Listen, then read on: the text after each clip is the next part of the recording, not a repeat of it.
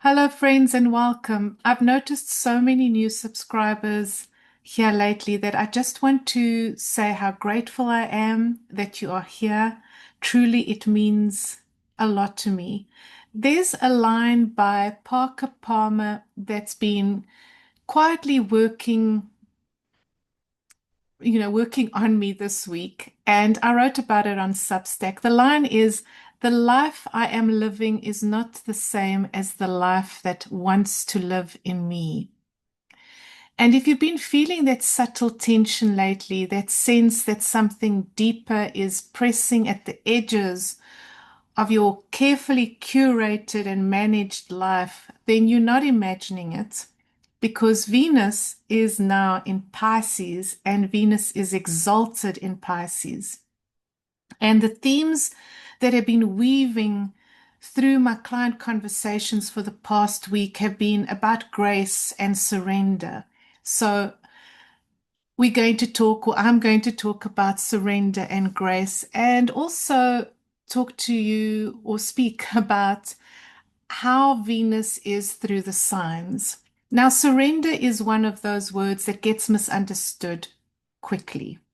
Surrender is not giving up. Surrender is not like that defeated shrug that says, "I'm done trying." Surrender is waking up to reality. When we are deeply attached to how life should unfold for us, when we think we know how things should be going, life has a way of reminding us that while we may be holding the steering wheel, the road itself was not actually of our making. We did not build the road we are on. The road is going to take you to places that are going to shatter your heart, and it will also take you to places where you are slowly going to be reconstructed. Now, this is simply how life works. This is how it is. Now, Venus, in the last sign of the zodiac, has known heartbreak. She has moved through every phase of love, desire, attachment, loss, maturity. And by the time she reaches Pisces, she still chooses love, but it is no longer naive love. It is not self-referential love. It is something much larger. Hello and welcome. If you are new here, my name is Yolanda and I am an astrologer and life coach with over 20 years experience. My work is at the intersection of astrology and depth psychology and myth and spirituality. So if you are into all these things, you're most welcome here. Now, let's get back to Venus in Pisces. And now I want to talk about Aphrodite, the goddess that is Venus. Okay, Aphrodite is the Greek name for the goddess Venus. There is, now, if you've ever seen paintings of Aphrodite, and I'm going to try and insert some here for you to see, there's this image that is associated with Aphrodite, and it's the mirror or the symbol that's associated with Aphrodite. Now, at first glance, the mirror looks like vanity, the goddess admiring her reflection. But symbolically, the mirror represents consciousness, the capacity to see yourself, right? The capacity for one to see oneself. This is to know who you are, to know I am, I exist. When Venus begins her journey in Aries, the first sign of the zodiac, love is instinctual and self-focused. Now, I don't know if you can remember the first time you stood before a mirror when you saw your own image as a child. And I'm pretty sure that the last feeling you felt while you were looking at the mirror as a child was self-loathing or disgust. So yeah, I'm just going to stop it there and let's carry on. So in Aries, you say, I am. Venus in Aries loves boldly, directly, passionately. She falls in love with her own aliveness. This is necessary.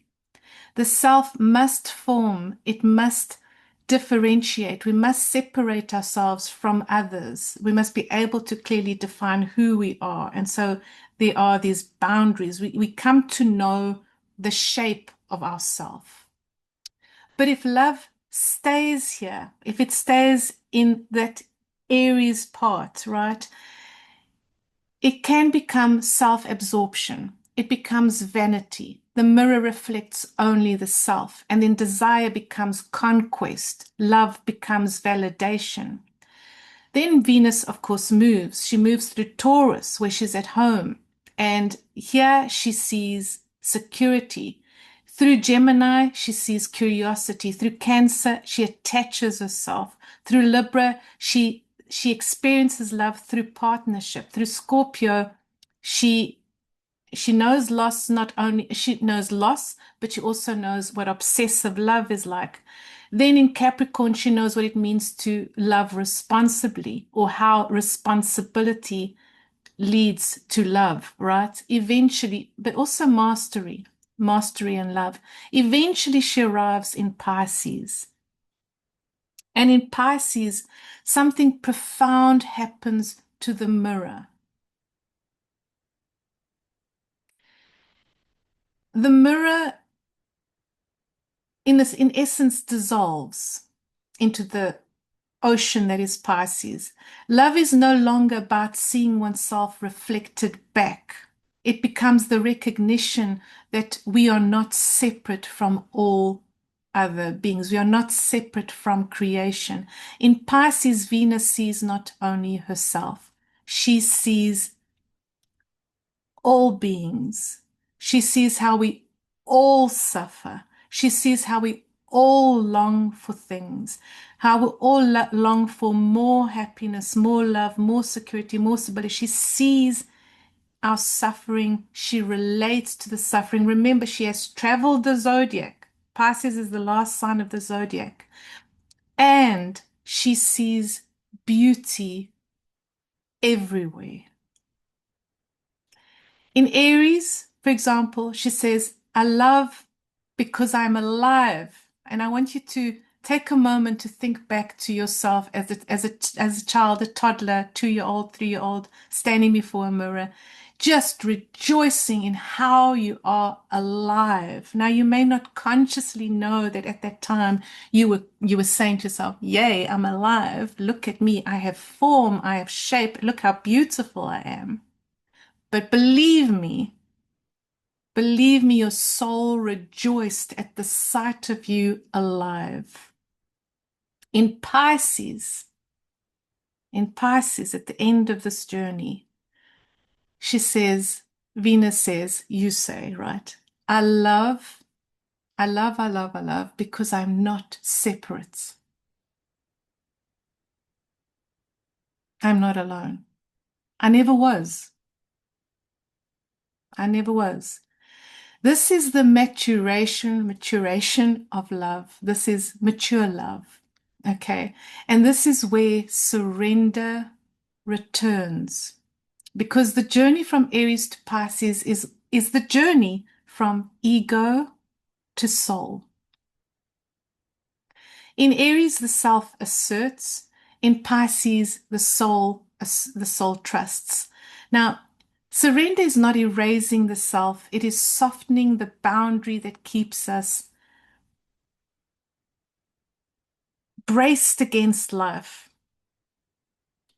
You know, I just want to mention something here that Sri Anandamayi, the great saint, said. She said that we suffer because life is like a river. And instead of being in the river, trusting the river, we choose to stand in the river. And so we try to break the flow.